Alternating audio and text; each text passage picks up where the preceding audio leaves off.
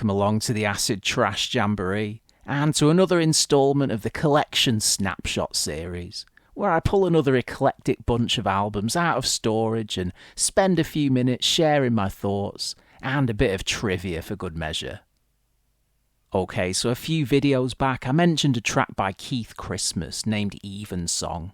Well, here's a band of the same name, or should I say a duo, who put out this lone album in 1973, as well as a few singles.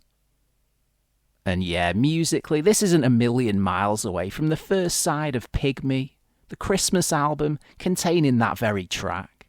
Very sweet and gentle, folky acoustic stuff, with frequent orchestration, though I don't think it'd take a great brain to work out that Evensong's main influence was more than likely Simon and Garfunkel.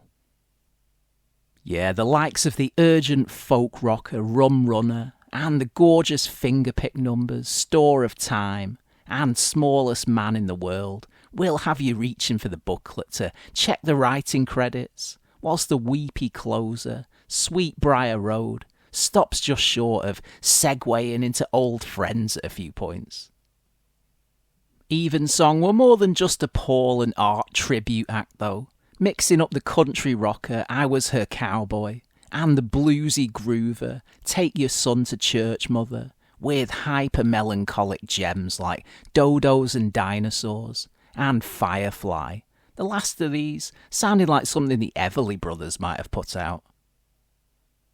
Whilst I definitely hasten to label Evensong as psychedelic, as some have tried to do down the years, the pulsing, minor key gypsy definitely has more than a couple of toes dipped in the acid-lace waters.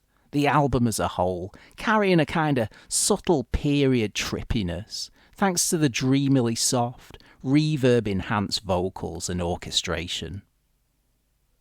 The 6 bonus tracks on offer are a mixture of unreleased tunes and single sides. These aren't quite as consistent as the LP material, though I don't mind the Al Stewart-styled folk rocker reaching out for someone, and the swinging McCartney meets Ray Davis of Tell Me a Story.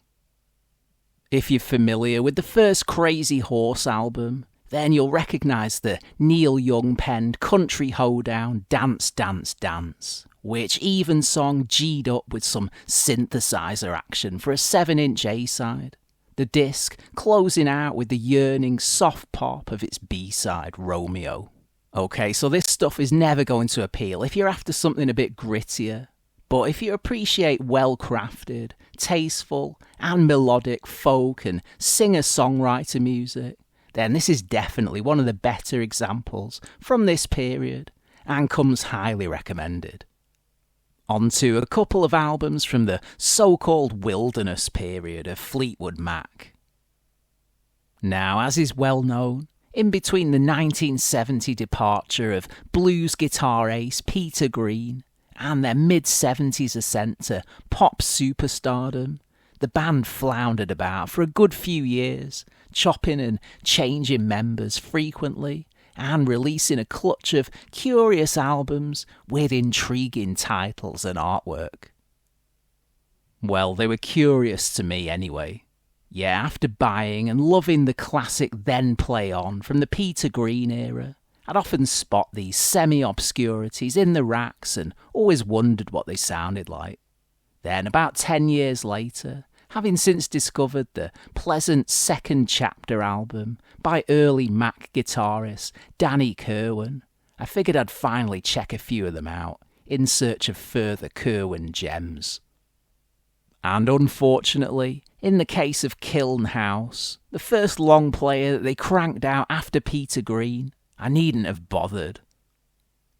Yeah, for my taste at least, this is weak stuff on the whole. Its brief runtime, clogged up with way too much throwback boogie, country, and rock and roll crud. Even Danny Kirwan's tunes don't really do much for me.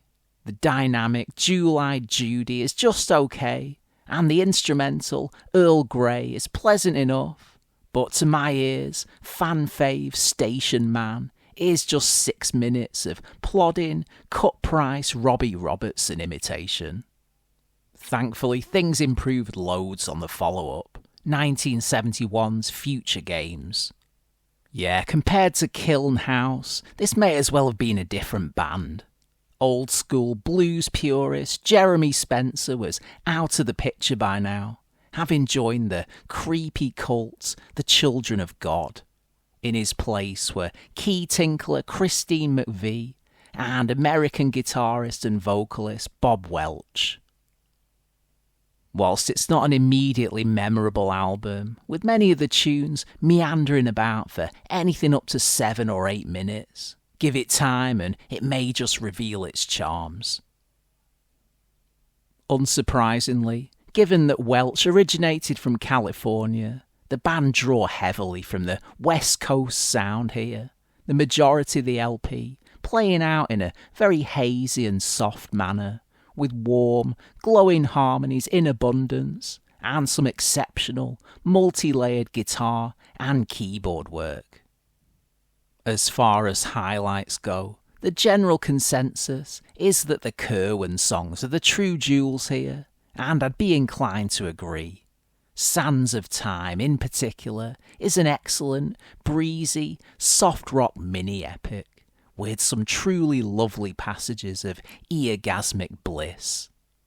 Opener Woman of 1,000 Years is also very nice, a dreamily psychedelic acoustic effort, given a near soporific production job. Elsewhere, Welch's excellent title track preempts early Steely Dan, whilst Christine McVie's Morning Rain wouldn't have disgraced a contemporaneous Grateful Dead album. Granted, the back end of the album is a touch less exciting, but on the whole, this is a fine effort. My small Fleetwood Mac collection ends with Bare Trees, which was the follow-up to Future Games, though any kind of review of this one will have to wait as I've since filed it away somewhere else. Instead, I'll talk about something totally different, a couple of CDs featuring archival works by American polymath Henry Flynt. Active since the 50s, over the decades he's had fingers in many pies, relating to philosophical writing, activism, and also visual art, though out of all his endeavours, it's his music I'm most familiar with. Yeah, having studied classical violin when he was very young, Flynt moved to New York in the very early 60s, where he fell in with now legendary avant-garde figures like Lamont Young and Yoko Ono, even sitting in with the Velvet Underground for a time as temporary replacement for John Cale, though apparently Lou Reed hated his violin style, resulting in the pair actually having a scrap on stage in the middle of a gig. Indeed, miles away from the decadent, drug-fueled art rock of the Velvets, as the title of this first disc demonstrates, Flynt was very much influenced by so-called hillbilly music and early blues recordings, filtering blunt, primitive guitar riffs and raw violin hoedowns through experimental techniques borrowed from the New York scene. This first volume of Back Porch Hillbilly Blues is far from my favourite of his, though it has its moments, opening with a couple of brief, guitar-centric pieces. The second one, Sky Turned Red, also featuring a bit of vocal hooting and hollering, before the disc offers up something a bit more substantial. Yeah, the fiddle and foot stomp freak-out acoustic hillbilly jive moves from clunky, stumbling confusion to frantic sawing and atonal screeching over the course of 12 minutes, whilst the 16-minute closer, Blue Sky Highway and Time, is altogether more laid back, with Flynt floating calming vocal drones over a persistent acoustic blues guitar figure. The other one I have here is entitled Spin Dizzy, and yeah, this is a much more expansive collection, featuring music recorded between 1968 and 1983. Whilst Back Porch Hillbilly Blues seems to consist solely of material recorded live and in the moment, on these pieces, Flynt occasionally makes use of multi-tracking, as on the opener Hoedown, which features hypnotic layers of overlapping, droning fiddle lines, whilst Double Spin Dizzy juxtaposes super stoned electric blues guitar noodling against an uptight, looping refrain, again played on fiddle, the end result sounding like French weirdos' mahogany brain jamming with a particularly distressed seagull. Most of the rest are solo performances, concluding with the 19-minute Jive Deceleration, another fiddle composition with atmospheric, Celtic folk-flavoured lines getting slower and more deconstructed the longer the piece runs. So pretty cool stuff, obviously provided you like the sound of rural American mountain music, that is. Otherwise, yeah, I'd wager that the vast majority of this will be nigh on unlistenable for you. Personally, I do have to be in the mood for this strand of Flynt's music. Otherwise, yeah, all the bare bones scratching and plucking can grate on the nerves a bit.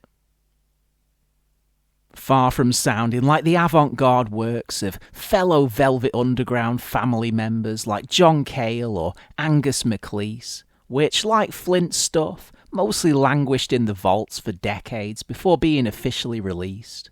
I'm most reminded of the first few LPs by John Fahey. Not so much in terms of their instrumental makeup or the playing, Flynt being most proficient on violin and fiddle, his efforts on guitar paling in comparison to the mighty Fahey, but rather in their eccentric, old-timey atmosphere. I do own a clutch more Flynt CDs, which I'll no doubt cover in the future, including the much-heralded double album featuring the extended works You Are My Ever-Loving and Celestial Power.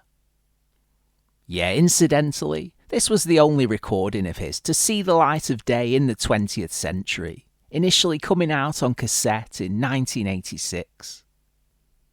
We finish up today with 1962 to 1967, a collection of recordings by the Giles brothers, best known for their association with Robert Fripp and the early period of King Crimson. Yeah, in the years running up to the formation of the eccentric pre-Crimson trio Giles and Fripp, the bass and drum playing brothers appeared in tons of different bands, with whom they gigged extensively and cut a clutch of 7-inch singles, some of which appear on this CD. Now, according to the track list, the disc should play out chronologically, taking us from their time playing with the Dowland brothers right up to the psychedelic madness of the Giles' own group, The Brain. But for some reason, the actual order of play is all over the place.